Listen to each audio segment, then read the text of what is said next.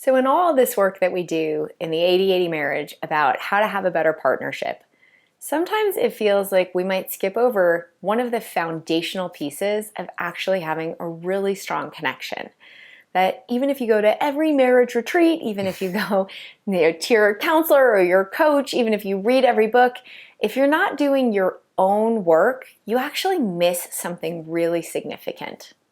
Yeah, so there's this idea from Viktor Frankl, which I think is really interesting. He says, freedom lies in that gap between stimulus and response. So, in other words, there's that magic moment where Kaylee says something that really rubs me the wrong way.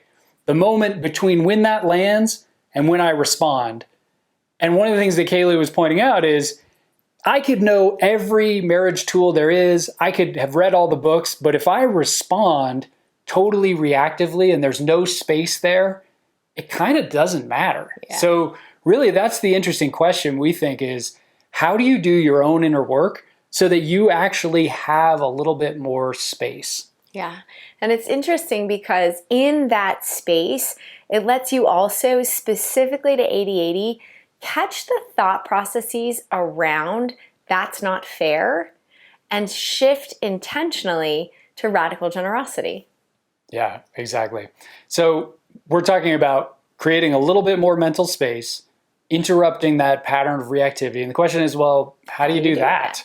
So one practice that's near and dear to my heart is mindfulness. You probably heard about meditation, mindfulness. There are all sorts of amazing ways to do this, all sorts of different techniques, different apps.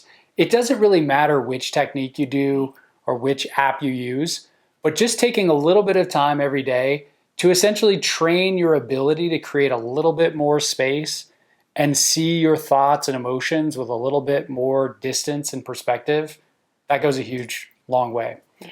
The second tool is one of our favorites from Byron Katie, which is called The Work.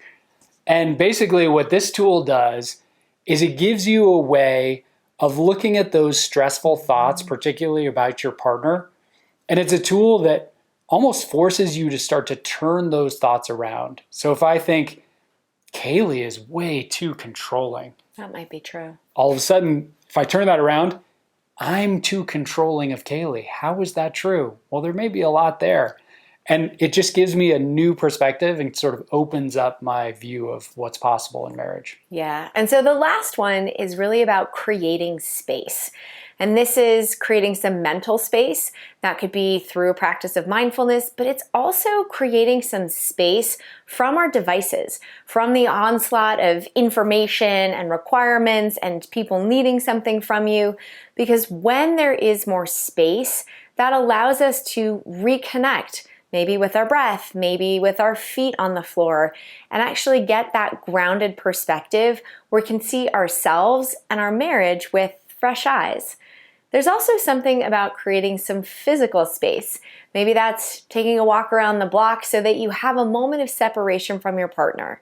Because in that space, both in your mind and with some physical distance, you're A, more excited to see your partner when you come back, and B, you just see things a lot more clearly. Yeah. So if you want to learn more about some of these individual practices for well-being and mindfulness, check out the appendix in our book. We have all of our favorite tools there, a list of all our favorite books, and we hope you enjoy these practices.